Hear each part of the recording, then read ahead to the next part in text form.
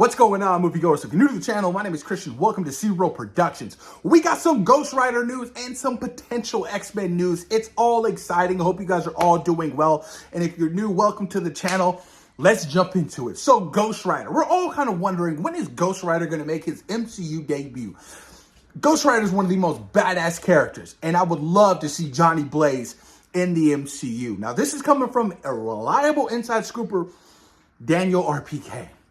Apparently, Ryan Gosling is still in talks for the role of Ghost Rider in the MCU. Now, I am completely fine with that. I know that he's, potentially going to star in a Star Wars film for Sean Levy, but I'm like, yo, man, Johnny Blaze, after seeing Fallout, he could absolutely deliver a Johnny Blaze. But not only that, you guys, he's going to appear in multiple projects in the MCU, like projects like The Midnight Suns, which is something all of us fans are wanting so bad. The Midnight Suns, you guys, the world of the supernatural within the MCU.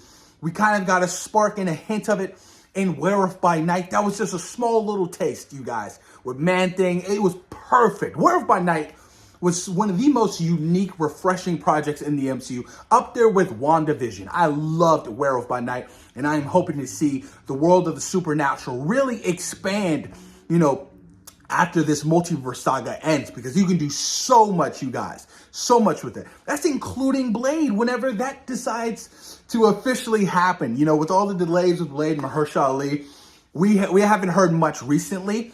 But let's just all hope that everything is going according to plan and the script is finished and they plan to start shooting later this year for a potential release date of 2027, you guys. Maybe I'm getting my hypes up too much for a Blade, but I'm still excited to see Mahershala Ali, suit up as a Daywalker, because, that little tease in, Eternals just wasn't enough for me. I need to see Blade, and seeing Blade, in Deadpool and Wolverine, that whole Wesley Snipes return was such a moment, you guys, such a moment. So I'm excited to see the world of the supernatural. All these darker characters, these scarier characters. You really expand and do so much with that, and potentially bring in, the darker side of the MCU, which, like I said, a lot of fans really want to see happen. I just don't see it happening anytime soon, especially when we're trying to close out the multiverse saga. That's what Kevin Feige's really trying to push. He's like, let's get us out of here so we can move on to the next saga, you guys, which is completely fine with me. But not only that, apparently Ghost Rider is going to have a big role in Avengers Doomsday and Secret Wars. I'm like, what? Why would he have a big role? He hasn't even been introduced yet. You still got so many characters you introduced in this multiverse saga who we haven't seen the light of day of. She-Hulk, Moon Knight, Shang-Chi. What's going on with those characters? You can't prioritize other characters who haven't been introduced for a big role in the Avengers film before prioritizing those other smaller characters. Because it just doesn't make sense to me. And I get it, the Russo brothers are back. They have an entire playpen of everybody they get to pick and choose from, who they want, to be in their films. I get it, I understand. They were so limited, in the Infinity Saga because Marvel didn't require the rights to 20th Century Fox with all the X-Men and Fantastic Four. But now that they have literally everybody except for the Spider-Man stuff, there's so much they can do. And it seems like, they really want Ghost Rider in the MCU. So we'll see just how big of a role Ghost Rider actually has in Avengers Doomsday and Secret Wars. But look, Nicolas Cage can come back, baby. He can come back. I know that there were talks and things of that nature, but they kind of fell through. Honestly, and I blame the Flash movie for that, because, we all know what happened to Nicolas Cage's cameo appearance and how bad it was, and CGI. And he was like, this is not what we filmed. Thank you, DC, for ruining Nicolas Cage's chances to becoming, Ghost Rider in Deadpool and Wolverine, because that would have been absolutely bonkers. But there's still a possibility. Secret Wars is literally a culmination of the entire Marvel universe, you guys.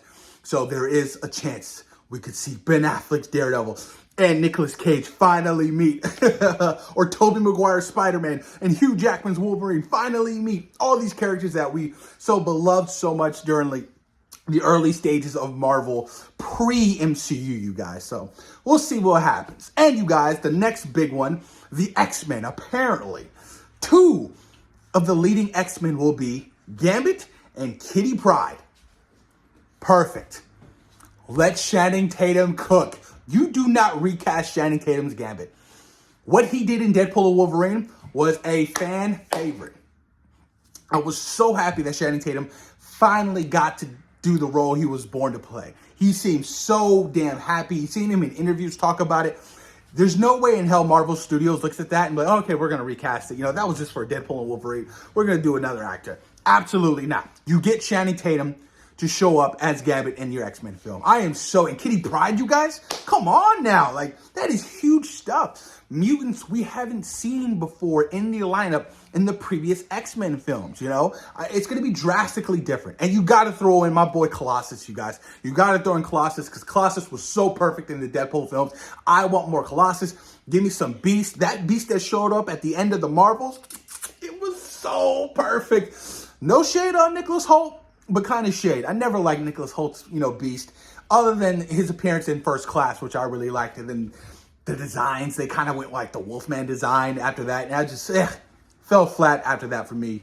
But, obviously you're going to have your Professor X, whoever decides to play Professor X. I don't know if it's going to be Patrick Stewart. He's a little bit older, you guys. And to do a whole nother 10 years of Professor X, who knows what's going to happen with that. But they can hold off on Wolverine for now. Let the other X-Men shine, like your Jean, your Cyclops. Finally, X-Men 97 did my boy Cyclops justice. He was perfect. He was badass. Oh my God. Every time, I get goosebumps in that scene in X-Men 97 where he jumps out of the helicopter or, the X-Men ship or whatever.